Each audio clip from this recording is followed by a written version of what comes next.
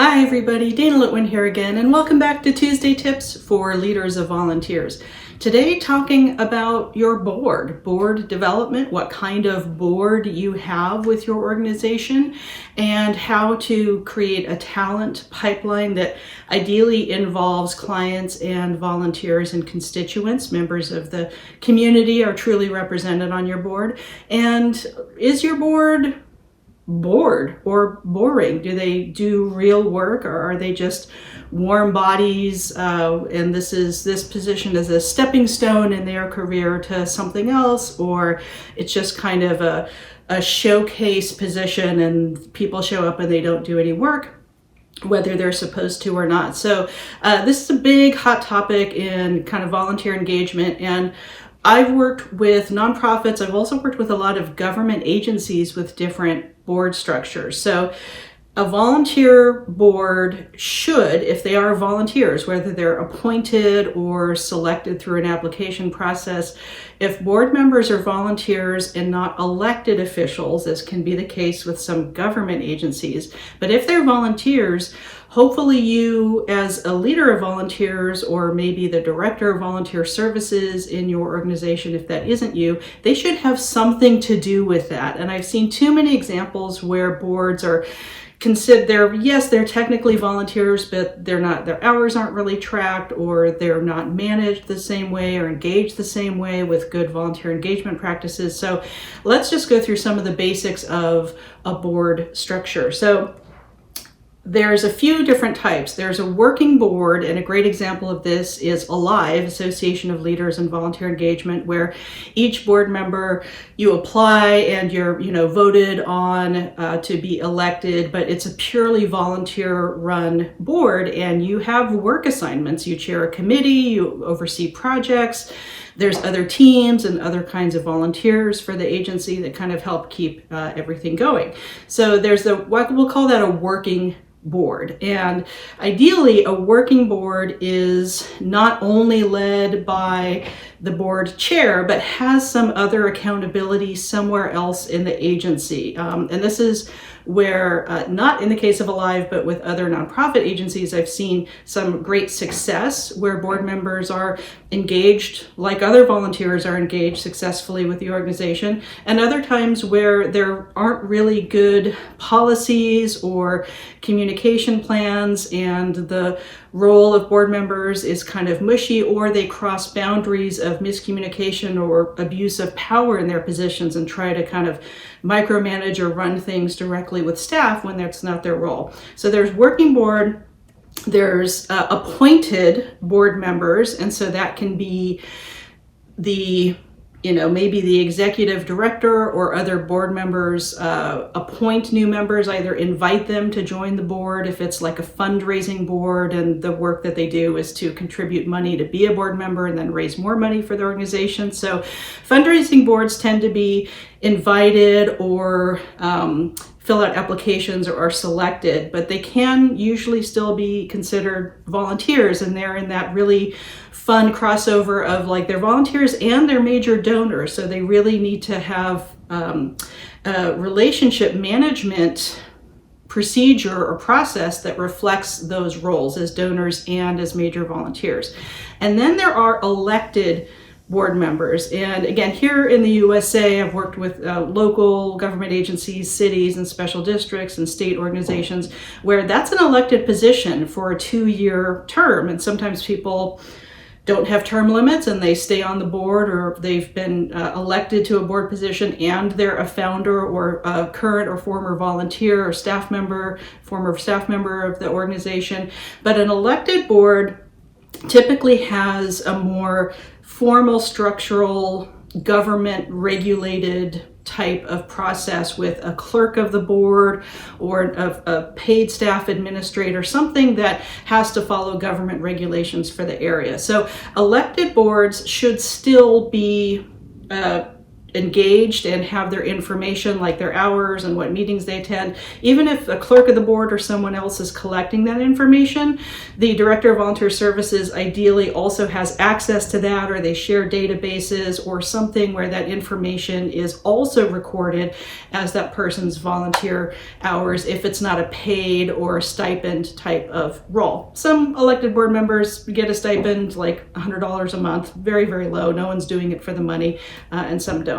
So those are kind of the basics. A working all volunteer board, a fundraising board might be invited, might apply for the position, might be appointed by other board members or some other structure. And typically that's a fundraising board and has a lot of people, maybe 50 or 60 people are in that fundraising board. And then the elected board. Now the fourth category that is all too common and can be related to any of these formal structures is the board, where they're just warm bodies and they're not really doing anything, and who knows why they're there, nothing's really getting done, or it's just very dysfunctional in another way. Either they're bored because they don't have work, so they cause drama with staff, or they try to abuse their power in different ways, or at the very least there's a miscommunication about roles and responsibilities where board members think. I've had situations in nonprofits and government agencies over the years where a board member thinks they're the boss of everyone, where technically the executive director answers to them, but they're not supposed to directly communicate with, my position as leader of volunteers or HR or something. So if a board member is abusing power, or they're trying to get, friends and family hired, or they're crossing a line in any other way, communication or harassment, then that really demonstrates that there has to be more accountability and more structure to developing the board. Now, some of the great ways that you can do this that aren't really that hard, take a little bit of time, but I'll put some examples and some templates in the video description below, is have a board onboarding or handbook, like a volunteer handbook or employee handbook. There should be a board policies handbook and some training and some onboarding that they understand their responsibility and what kind of work they're expected to do, or fundraising they're expected to do, or both. And there also within that, or at the very least, should be a board communication plan, so that if a line is crossed and a board member tries to directly contact a staff member or a volunteer and say, hey, do this thing for me because I'm a board member, that's not allowed, that there is some sort of consequence to somebody crossing that line, whether that's a reprimand or for repeated bad behavior or some other violation of a code of conduct that hopefully everybody has, that person is taken off of the board if that's possible, if they're not elected. So when you are doing board development, one of the great examples of really good board development was one of the first agencies I was with, Project Open Hand, where they always had some clients that partook in the services of the agency. So free food and groceries, hand-delivered groceries door to door for folks who are homebound with critical illnesses. So they always had some clients and some volunteers on their board. And that was an appointed volunteer board that worked closely with the executive director and other leadership. I've also seen with elected boards that sometimes someone is really great at being a different kind of volunteer. So we want to encourage and celebrate that as well, that if someone can handle, and they're already good at their board position, we don't want to distract them from being a board, but they're already good at whatever their board role is. If they want to volunteer at events, as an educational docent or whatever, another admin role, that they're allowed to or encouraged to kind of cross-train and understand different levels of volunteering throughout the agency.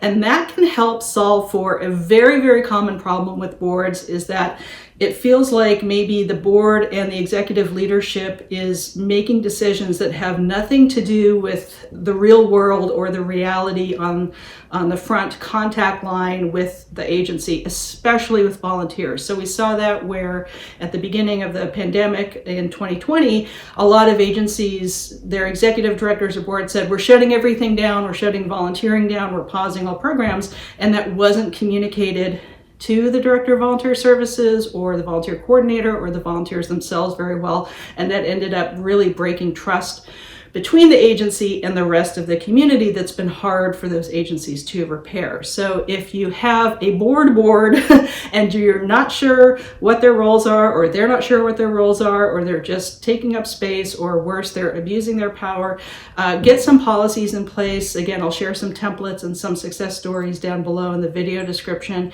And let me know if you have any specific questions about board development and how to do that more effectively. Feel free to reach out for coaching or consultation at any time. I hope you enjoy these Tuesday tips. If you do, hit like, share the posts, post it with your friends, share it with your colleagues, and hit the little alert button to know when I have a new video coming up. Next time we're going to talk about friends of organizations or citizens advisory committees, which are kind of usually board adjacent, and that deserves its own video. So I hope you have a great rest of the week, and we'll see you next time with more Tuesday tips. Take care.